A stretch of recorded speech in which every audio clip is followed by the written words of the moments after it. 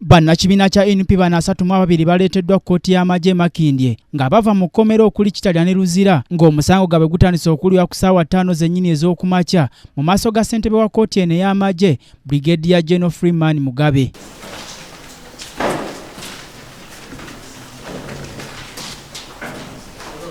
Omusango guno olubadde okutandika okuwulirwa, omuwabi wa gavumenti mu musango guno n'asomera kkooti ekiwandiiko ekirimu obujulizi obw'omusilikale eyakulemberamu okunoonyereza okuva mu kitongole kya CIM ategereka esseeka erya Musinguzi. Mr. Katana Benjamin's affidavit, who deposed the affidavit on behalf of all the applicants are likely to abscond and are likely not to abide by the conditions set by court, as some of them were once released by this honorable court and again rearrested on different charges. And my Lord Chairman, we cite applicant number 10, who was granted bail by this court and again rearrested on different charges. That one is Madame Olivia Rutaya. My Lord, as this court knows, as the respondents should know, applicant number 10 has been in government detention since April 2021.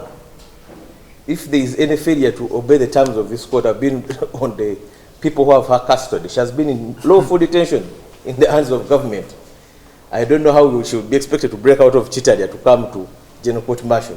So that one should also, I also pray, should be disregarded, because my colleagues would know that she has been in detention since then, since she was charged in this court.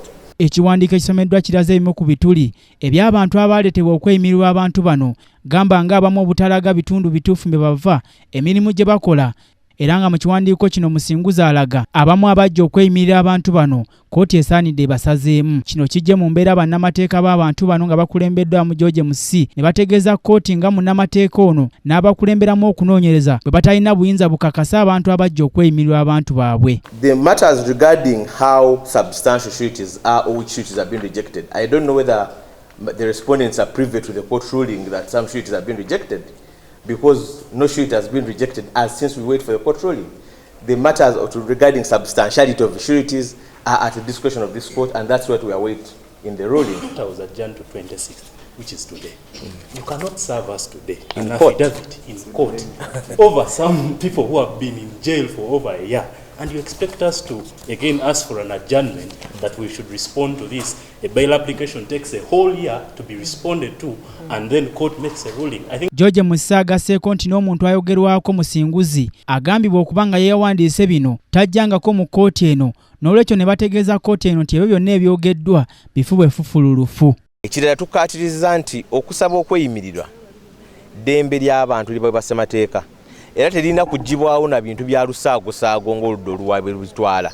Tebirina kubeera byakuteebereza ng'oli bwakuutizza ekirayiro kino n'akyeta mu kkooti, kubanga omuntu atalinnyangako mu kkooti oyo akubye ekirayiro kubayita Musinguzi, okubeera nga yayogera ebyali mu kkooti nti bano abeeyimirira si b'amaanyi, ekyo buvunaanyizibwa bwa kkooti. Baakomekkereza okunoonyereza, bagamba bali ready okutandika omusango n'emyezi egiyise 15 bakaleeta omujulizi omu, ate bagamba balina abalumiriza 14. Kati bwe baba nga baleeta omu buli myezi 15 omusango naggwadde.